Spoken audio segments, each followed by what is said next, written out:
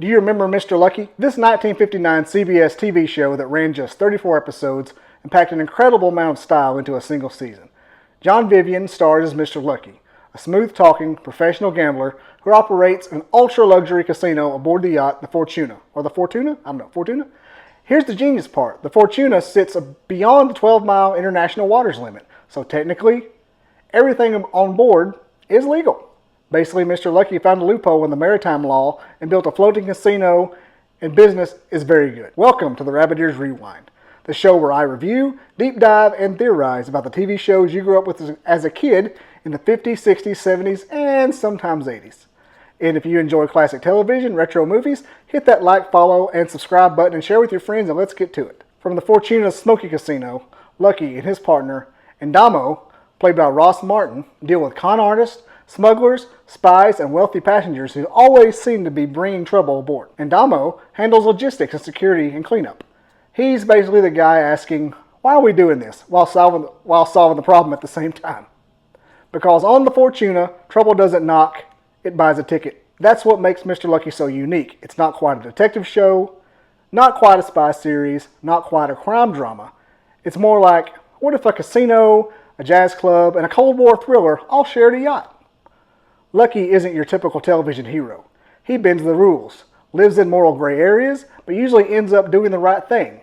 He's one of TV's earliest antiheroes, years before audiences even had a name for that type of character. And every time he walks into the room, he looks like he belongs on the cover of GQ. Each episode follows a familiar rhythm. Someone arrives with a problem. A scheme unfolds. Lucky and Andamo get involved. By the end, everything is wrapped up neatly, with a little extra jazz under the closing credits, of course. And speaking of jazz, it's worth noting that the man behind the Pink Panther theme song, Mr. Henry Mancini, plays the Mr. Lucky theme song. That song was actually a Billboard hit back in the day, back at that time.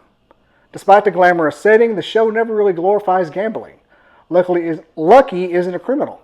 He isn't law enforcement. He's simply somewhere in between, floating through a moral gray area of water, much like the Fortuna itself. Like most television of the era, every episode resets before the credits roll. This show jumps the shark when Mr. Lucky loses the Fortuna and has to move the casino to a land-based restaurant called the Fortuna 2.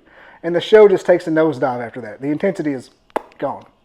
My final thoughts on Mr. Lucky is one of those forgotten series that deserved a longer run based on the style alone. Floating Casino was a fantastic premise that still feels fresh more than 60 years later. But once the Fortuna disappeared, the show lost part of its identity. I think it lost all of it. It became two different series, just no intensity. Even so, there's something undeniably cool about Mr. Lucky. No aliens, no cowboys, no world-ending disasters, no volcanoes, just two sharply dressed guys, a yacht full of trouble, and Henry Mancini making everything sound effortlessly cool. I'd still spend a weekend aboard the Fortuna, at least until the smugglers showed up. But what about you? Do you remember watching Mr. Lucky when you were a kid? What did I miss? What did I get wrong? Because I always do. I always forget about something. And what classic TV show or movie should I cover next? Please hit that subscribe button. Please share with your friends and hit that like and thumbs up and follow. Until next time, see you later.